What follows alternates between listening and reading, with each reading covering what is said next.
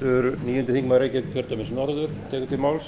Hann beinir fyrirspurn til hæstvirts fjármálaráðherra.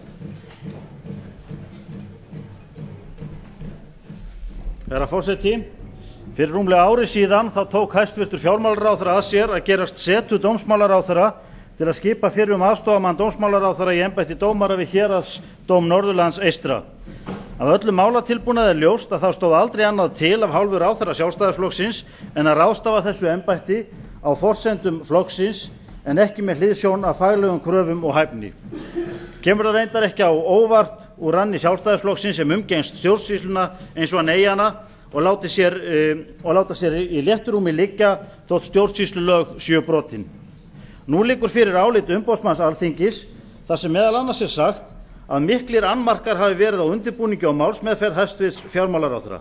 Þannig staðfestir umboðsmaður Alþingis þar sem sagt var málið í umræðum hér á Alþingi á síðasta þingi í kjölfar þessa dæmalausa ráðslags ráðherrans. Stjórnsýsla ráðherrans fær falleinkunn og til þessa hefur hann bara yppt öxlum og lætur eins og ekkert hafi í skorist.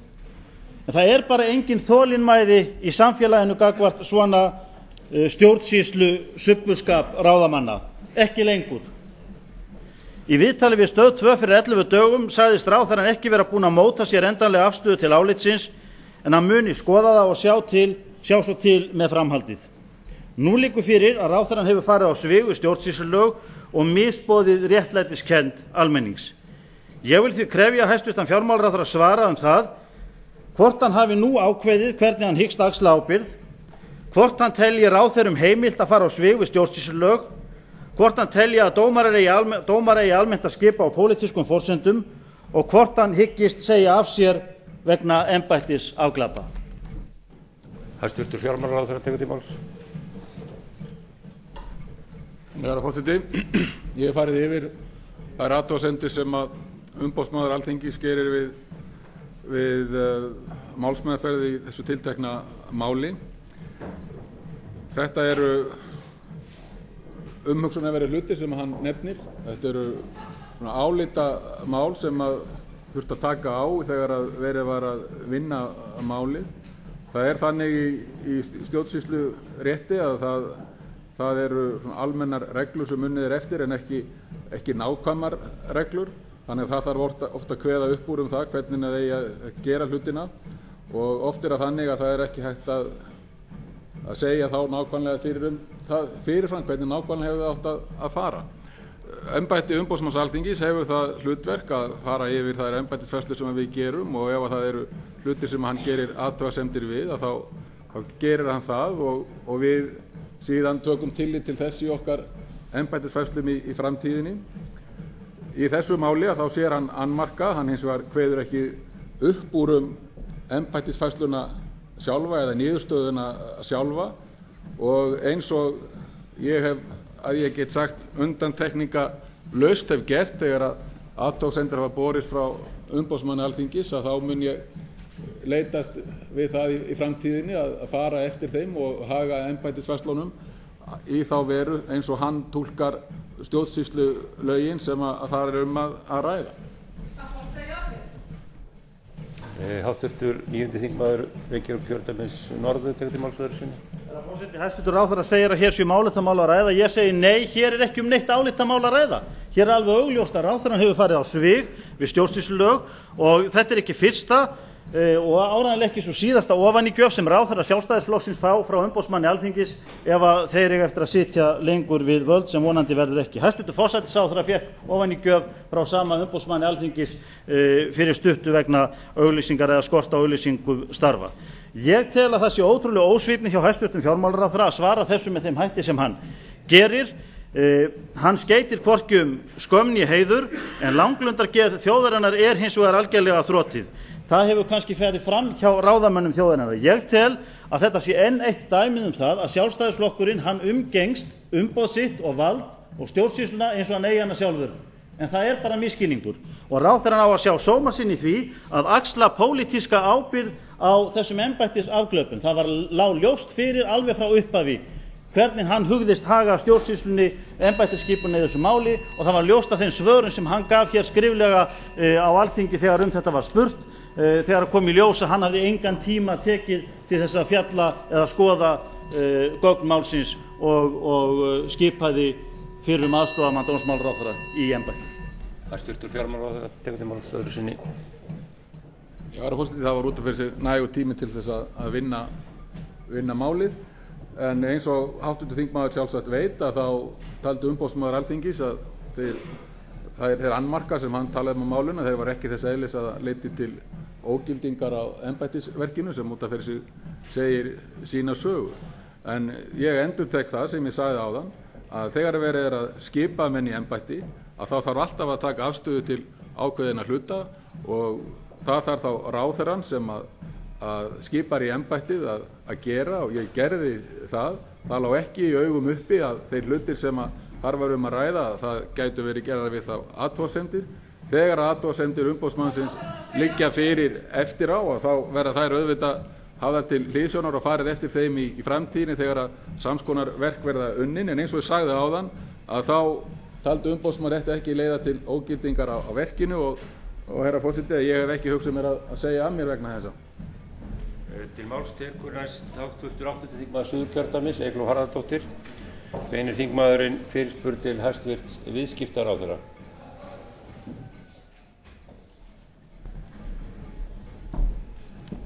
Herra forseti.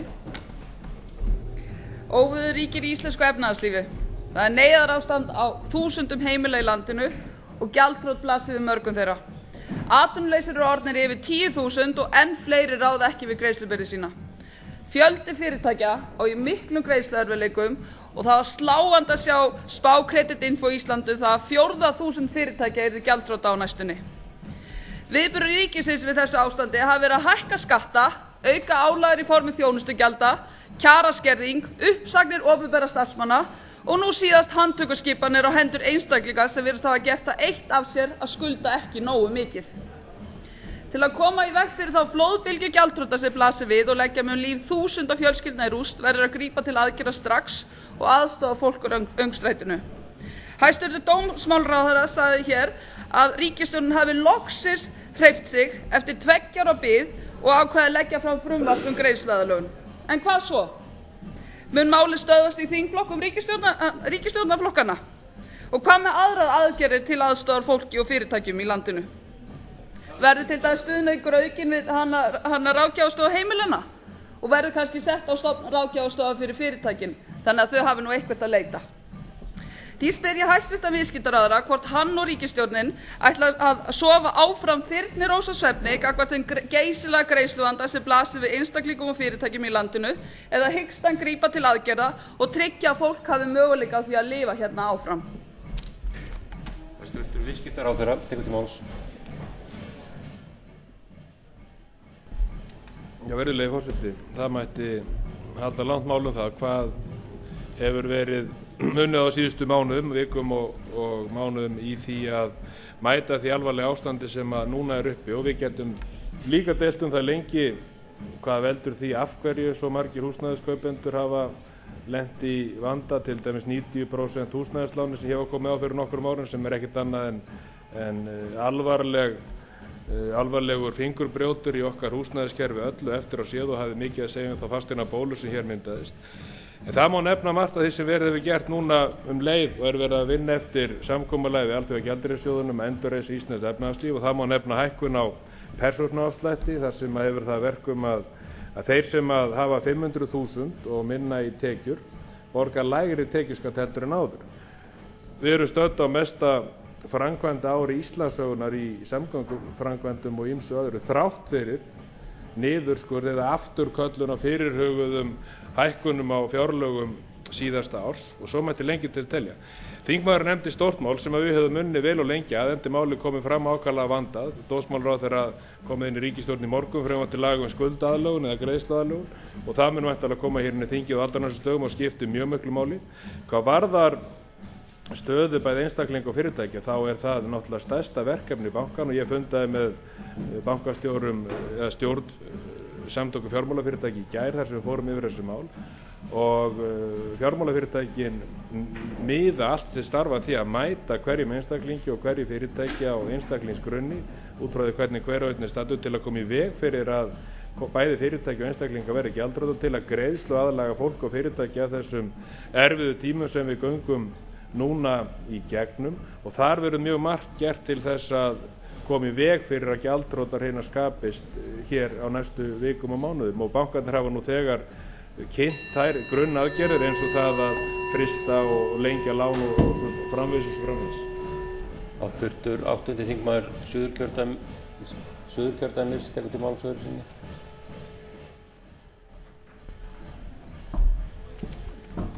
Herra forseti, það virðist vera mjög algengt að vilja kenna framsóknarmönnum allt mögulegt sem við farið úrskeiðis hér í landinu en ég held að menn þurfi nú kannski að fara að byrja á því að axla sína ábyrgð svona í eitt skipti.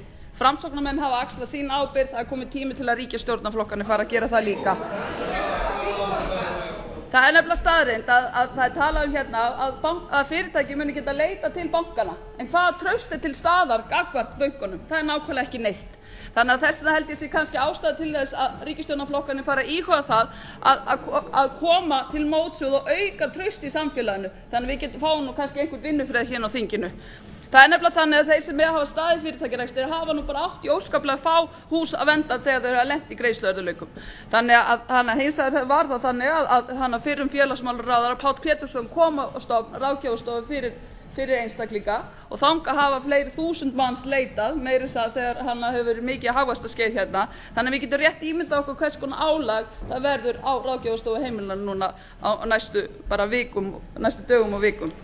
Ég líka benda það að það er nú ýmislegt fleira sem hægt er að gera og ekki endilega bara að benda á Framsóknarflokkinn, það er tiltölulega auðveld lausn. Hæstvirtur viðskiptaráðherra tekur til máls öðru sinni. Virðulegi forseti, burtséð frá öllum skætingjum hvað er hvers í þessu, þá er verið að vinna mjög umfangsmiklum aðgerðum. Það hefur verið kynntar hérna aðgerðir annars vegar í þágu heimilanna og hins vegar aðgerðir í þágu fyrirtækjanna. Á þeim atriðalistum mun fjölga allverulega og eru að vinna mörgum úrræðum. En stærsta úrræði snýr náttúrulega að tímabundnum vanda húsnæðiskaupenda, sérstaklega sem keyptu á háþenslutímanum. Meðan að gengi krónunnar er lágt og liggur niðri, þá er þessi vandi viðvarandi og við þurfum að leita alltaf leiða til að fleyta fyrirtækjunum og fólkinu í gegnum þennan vanda. 80% af skuldu fyrirtækjanna eru í erlendum og það skapar þann vanda sem þau eru stödd frammi fyrir núna. Leið og gengi styrkist þá dregur sjálfkrafa úr þessum vanda. Inn í bönkunum og öllum okkar fjármálafyrirtækjum, bæði þeim sem ríkið á og sparisjóðum öðrum er unnið hörðum höndum af því dag og nótt að mæta þessum vanda og honum verður mætt, það er engin spurning. Það eru til þess margar leiðir og það er best gert á einstaklingsgrunni. Svo er gripið til almennar aðgerða eins og frumvarpi og lögum félagsmálaráðherra sérstaka greiðslu jöfnun verðtryggðra lána. Sá tími sem ætlaður til umræðu fyrsta dagskrármálið er liðinn og er umræðunni því lokið. Háttvirtur 8. þingmaður Reykjavíkurkjördæmis norður Sigurður Kári Kristjánsson hefur óskað eftir að taka til máls fundarstjórn forseta.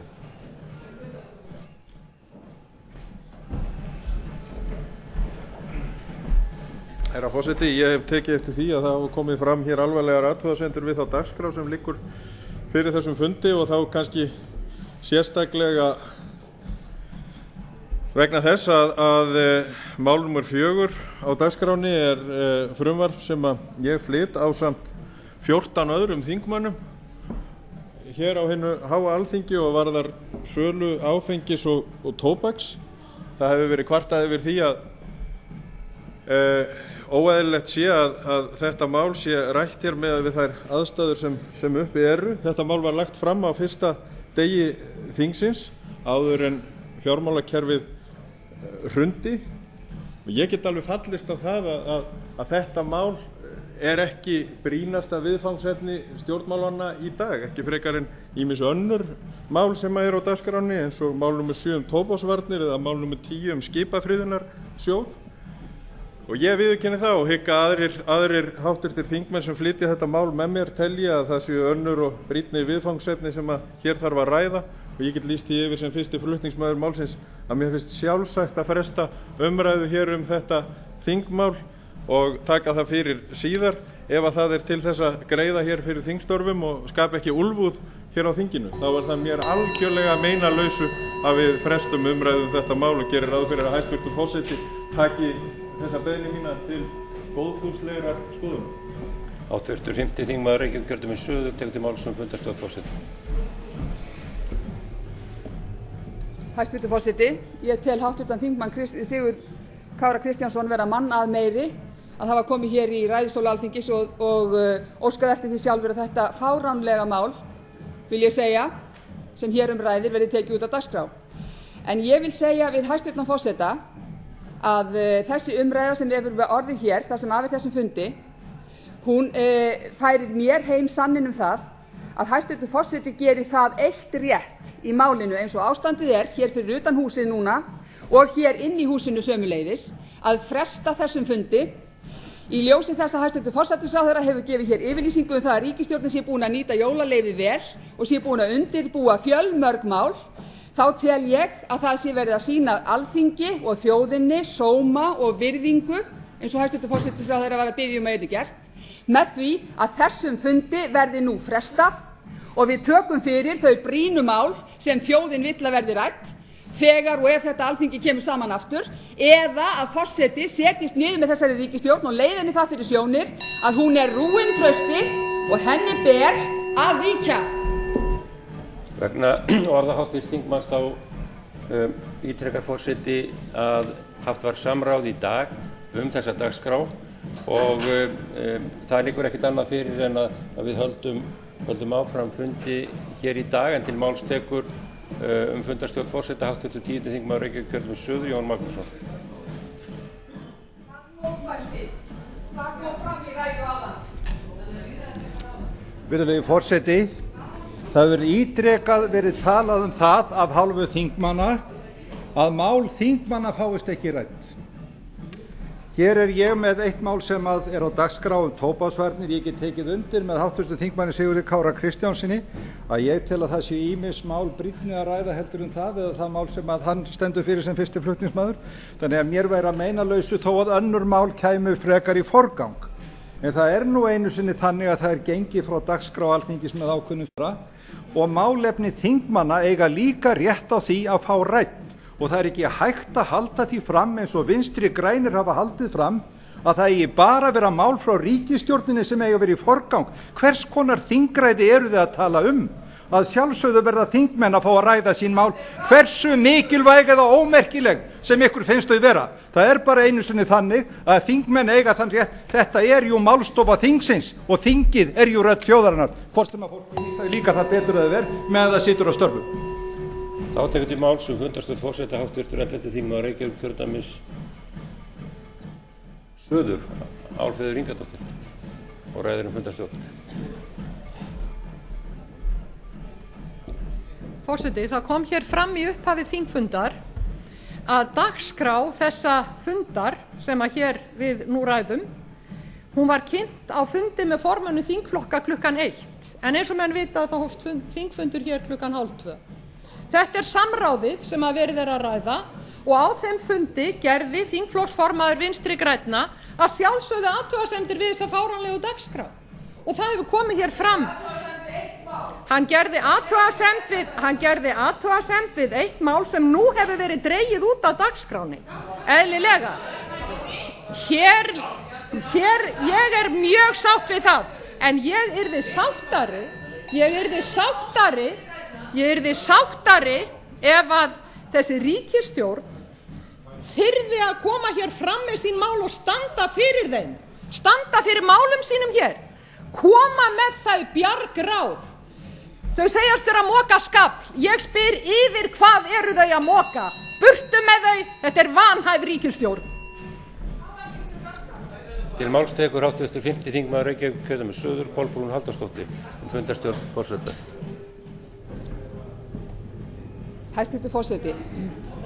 Hæstvirtum forseta er það auðvitað alveg jafn ljóst og okkur hinum sem sitjum hér í þessum sal núna að það er ekki vinnufriður eða andrúmsloft til þess að vinna í þessu húsi í dag.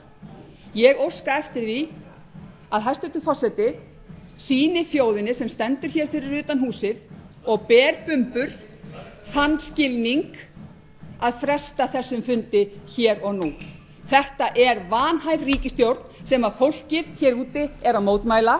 Við eigum að sýna þessu fólki sem þarna stendur, sem er þjóðin, íslenska þjóðin, skilning og virðingu. Við erum kosin af því og við getum alveg sest niður yfir það hvort að við setjum ekki betri dagskrá niður heldur en þá sem að hér á að fara að ræða, þar sem að ræddur upp brýnni málefni. Og hæstvirtur forseti, ég tel vinnufriðinn vera úti í dag. Ég verð að segja fyrir sjálfa mig, ég hef ekki lyst til að sitja hérna mikið lengur í dag. Ástandið er með þeim hætti, bæði hér fyrir utan húsið og inn í því, þannig að ég tel það sanngjarna og óska hæstvirtur forseti fresti nú þessum fundi. Háttvirtur fjórði þingmaður Norðausturkjördæmis tekur til máls fundarstjórn forseta. Herra forseti, ég held við hljótum að geta orðið sammála þar að það eru heldur óskemmtilegar aðstæður til að halda hér fram fundi. Það eru hörð mótmæli þúsunda hér allt í kringum Alþingishúsið.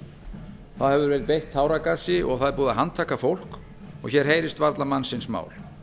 Þannig ég held að forseti ætti að íhuga það mjög vel, hvort ekki væri hyggilegt að taka út á dagskrá fundarins þau mál sem þar eru enn og standa öðruvísi að upphafi funda hér í framhaldinu.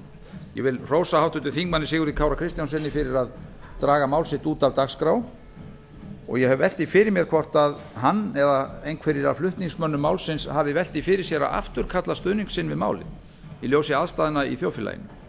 Það er því miður þannig að það er ærin ástæða til að hafa áhyggjur af því hvernig þetta ástand í þjóðfélaginu kemur til með að verka bæði félagslega og andlega. Eitt af því sem mjög margir hafa áhyggjur af er hættan á auknu heimilisofbeldi og hlutum af því tagi sem varla stendur til að bæta með því að fara að setja brennivín inn í alla búðir landsins. Þannig ég skora á háttvirta þingmenn, flutningsmenn þessa máls, hvert fyrir sig og alla í senn að velta því nú fyrir sér hvort þeir get ekki séð sóma sinn bestan í því að afturkalla stuðning sinn við málið. Háttvirtur 12. þingmaður Suðvesturkjördæmis tekur til máls fundarstjórn forseta. Hæstvirtur forseti, mig langar að spyrja hæstvirtan forseta hvað fellur undir þennan lið fundarstjórn forseta. Hér hafa menn komið og beðið að mál verði tekin að dagskrá og ég þakka háttvirtum þingmanni Sigurði Kára Kristjánsssyni fyrir að hafa forgöngu að taka 4. mál að dagskrá og styð það heils hugar. En ég spyr hæstvirtan forseta hvort ekki sé tímabært að við ræðum hvað eigi að ræða undir fundarstjórn forseta, því það er algjörlega kýrskýrt að það sem hér hefur verið rætt á ekkert skylt við fundarstjórn forseta.